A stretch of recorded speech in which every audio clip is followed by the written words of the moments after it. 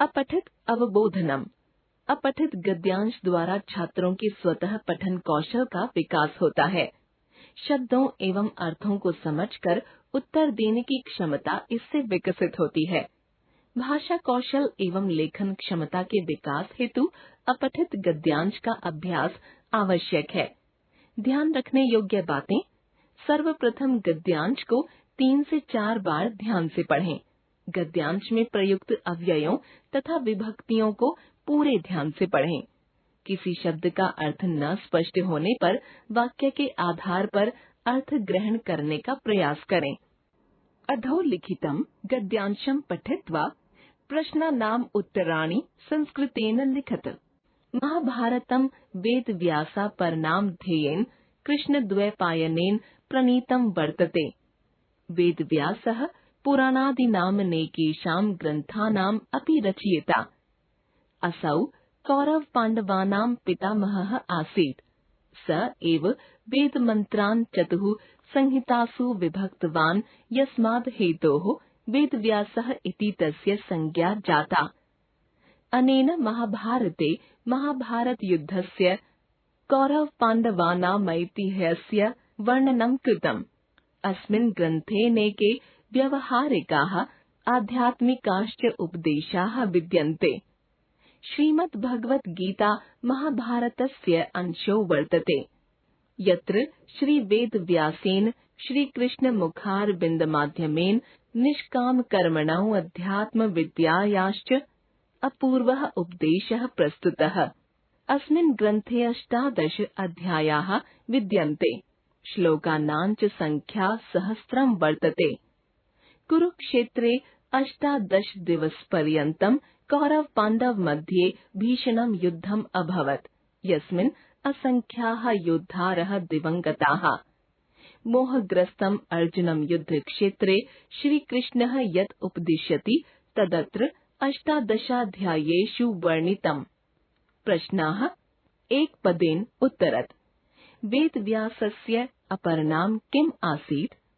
वेदव्यासः केषां पितामहः आसीत्?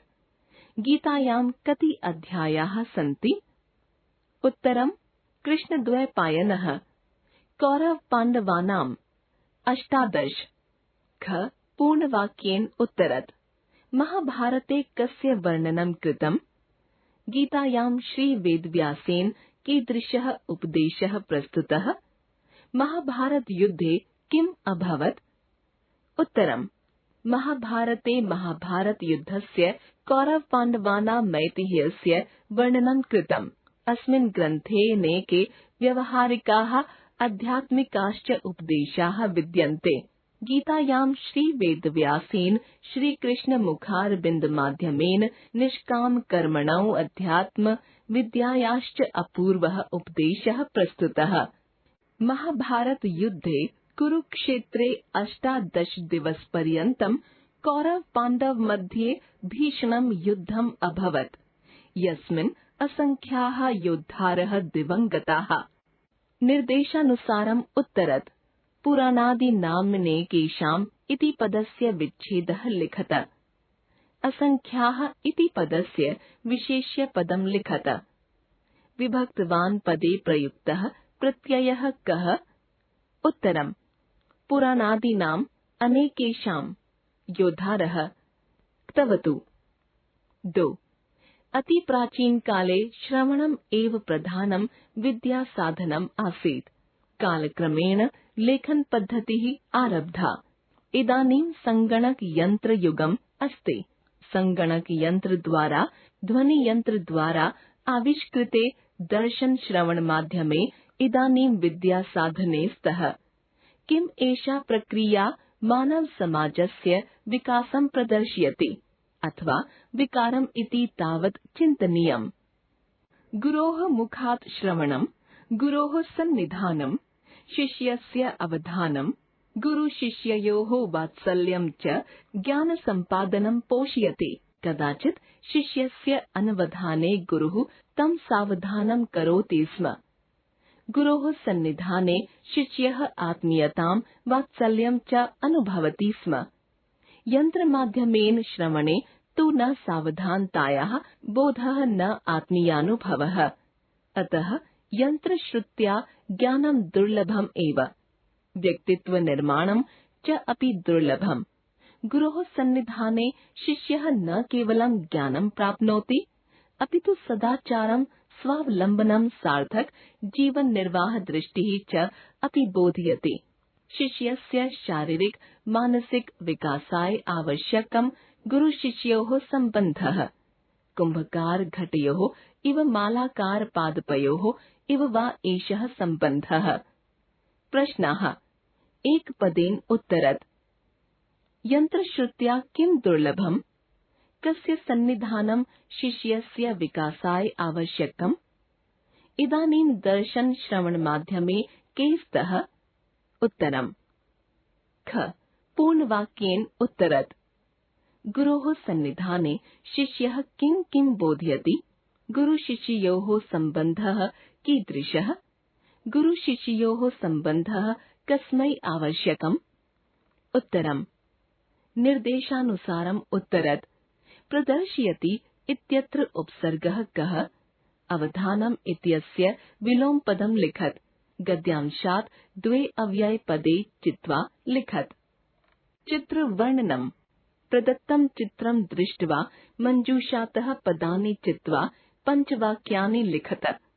मञ्जूषा रक्षाबन्धनस्य श्रावणमासस्य श्रावणे हिन्दुजनाः स्त्रीभिः भगिन्यः रक्षासूत्राणि प्रसिद्धं तिलकं समाजे स्वभ्रातुः। पत्र लेखनम।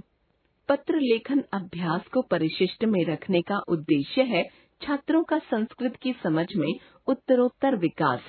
इस कक्षा तक आकर छात्रों में वाक्य विन्यास तथा अर्थबोध की क्षमता विकसित हो जाती है। पत्र लेखन द्वारा अपनी अभिव्यक्ति को प्रस्तुत करने का अभ्यास आवश्यक है।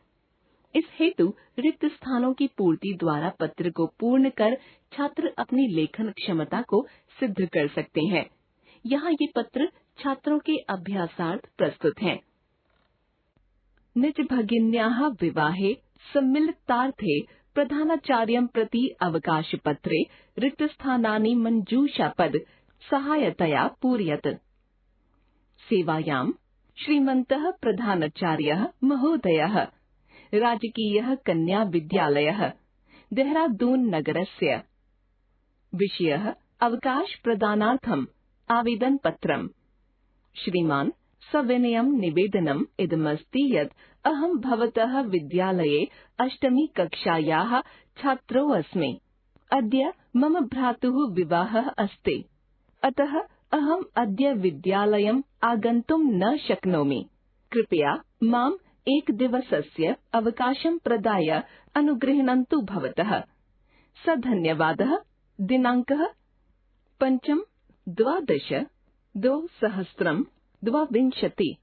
भवतः आज्ञाकारिः शिष्यः क ख ग 8म कक्षास्थ।